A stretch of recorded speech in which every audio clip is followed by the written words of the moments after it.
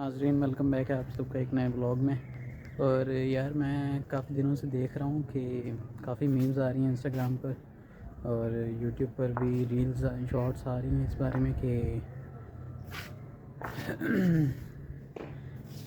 CS वाले सिर्फ coding वगैरह करते रहते हैं।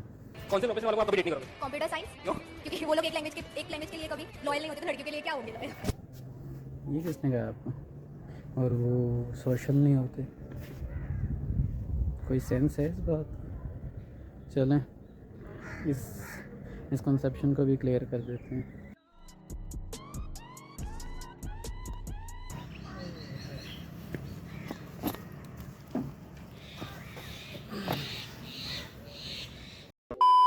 एक मिथ तो ये है कि लोग समझते हैं कि सिर्फ कंप्यूटर साइंस जीनियस लोग कर सकते हैं, जो कि बिल्कुल गलत है।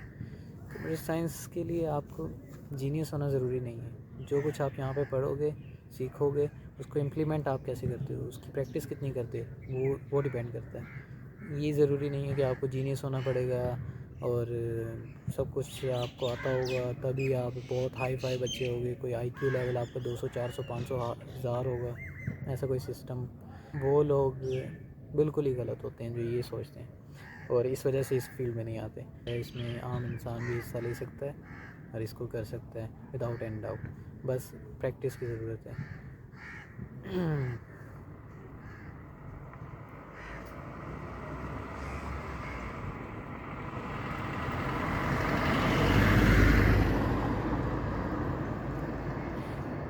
हमारे पेरेंट्स भी इसी वजह से बच्चों को नहीं भेजते, खुद भी नहीं भेजते। बच्चे की बेशक ख्वाहिश है नहीं है, लेकिन पेरेंट्स खुद ही अपनी तरफ से एजम्पशंस लगा लेते हैं कि हमारा बच्चा नहीं कर पाएगा क्योंकि वो जीनियस नहीं है, और इसी वजह से वो अपने बच्चे की ख्वाहिश को पूरा नहीं करने देते।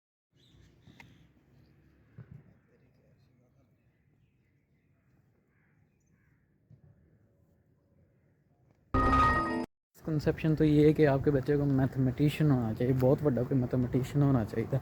अलबेरूनी अलख्वारज़मी जो तक नहीं है तो वो कुछ नहीं कर सकता, तो इदा ये भी बिल्कुल गलत है। तो यार ये तो बिल्कुल ही गलत है कि आपको बहुत बड़ा मैथमेटिशियन होना चाहिए, बहुत अच्छे से मैथ्स आनी चाहिए। हाँ, कुछ फील्ड्स हैं जहाँ पर मैथ्स की बहुत ज़रूरत होती है, बहुत ज़्यादा यूज़ होता है उसका, लेकिन ये नहीं है कि आपको बहुत अच्छे से आनी चाहिए, हर वक्त आनी चाहिए।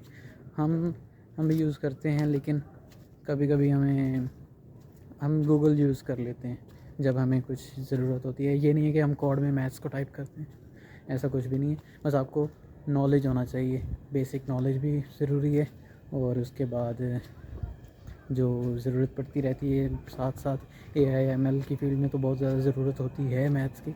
लेकिन ये बिल्कुल गलत है कि आपको मैथ्स बहुत ही अच्छे से आनी चाहिए, और मैथ्स जब तक आपको नहीं आती तो आप इस फील्ड में आ ही नहीं सकते।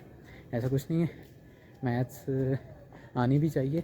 वो बेसिक मैथ्स सबको आती होती है, उतनी स्टैटिस्टिक्स वगैरह, और वो बाकी इधर कोर्सेज भी होते हैं आपके कंप्यूटर साइंस में, जिनको नहीं आती वो यहाँ आकर सीख लेते हैं, तो कोई प्रॉब्लम नहीं है। और ऐसा कुछ नहीं है कि मैथमेटिशियन होना चाहिए आपको। तो भाई वो कंप्यूटर साइंटिस्ट बनने के लिए आपको कंप्यूटर साइंस के बारे में ये सब मिथ्स गलत हैं, बिल्कुल गलत हैं यार। ऐसा कुछ नहीं होता, कितनी बार बताऊँ आप सबको। ये लोग पागल हैं, जो पागल हैं, ये लोग बेवकूफ़ हैं जो ये सब कुछ सोचते हैं। ऐसा कुछ नहीं है मेरे भाई। और यार एक आपको फैक्ट बताऊँ, फैक्ट है कंप्यूटर साइंस के बारे में कि 1963 में जो पहले कंप्यूटर्स होते थे ना, तो उनमें एक होता है कि रजिस्टर्स। तो रजिस्टर्स वर्क करते हैं एक ख़ास प्रिंसिपल पे कि एक प्रोसेस आएगा, वो कंप्लीट होगा, फिर वो उनमें कुछ होता है, ठीक है, एक ख़ास प्रोसेस होता है, वो भी मुझे भी नहीं याद। तो वो प्रोसेस ना एक एल्गोरिदम था पहले, उस पर काम करते थे। वो एल्गोरिदम ये था कि हाई प्रायोरिटीज़ जो होते हैं ना प्रोसेसेस, वो पहले कंप्लीट करेगा और फिर लो प्रायोरिटी प्रोसेसेस को कंप्लीट करेगा। तो वो कुछ प्रोसेसेस इतने थे उनकी प्रायोरिटी इतनी लो थी कि वो 1963 के बाद उन्होंने जब कंप्यूटर के अंदर देखा सॉफ्टवेयर CPU में, तो कुछ प्रोसेसेस ऐसे थे वो 1963 से लेकर 1973-77 था आई गेस, तब तक वो प्रोसेसेस कंप्लीट ही नहीं हुए, वो रन ही नहीं हुए। तो ये फैक्ट देखें, मतलब 10 से 12 IBM का कंप्यूटर था वो, और इसके बारे में आपको अगर मुझे इन्फॉर्मेशन मिली तो मैं डाल दूँगा, वरना हमारी बुक में थी, ये मैं बता रहा हूँ। बुक कह लें या स्लाइड्स कह लें, तो मुझे ये नहीं कहना कि ये छोड़ रहा है, मैंने जो पढ़ा है मैंने बता दिया भाई। तो देख लें भाई, ये कुछ होता है। और कंप्यूटर साइंस आज देख लें कहाँ पर है computer science is so much of a thing.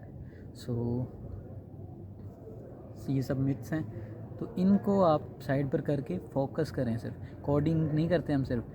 Facebook wasn't the first thing I built. I also built chat systems and games, study tools and music players, and I'm not alone.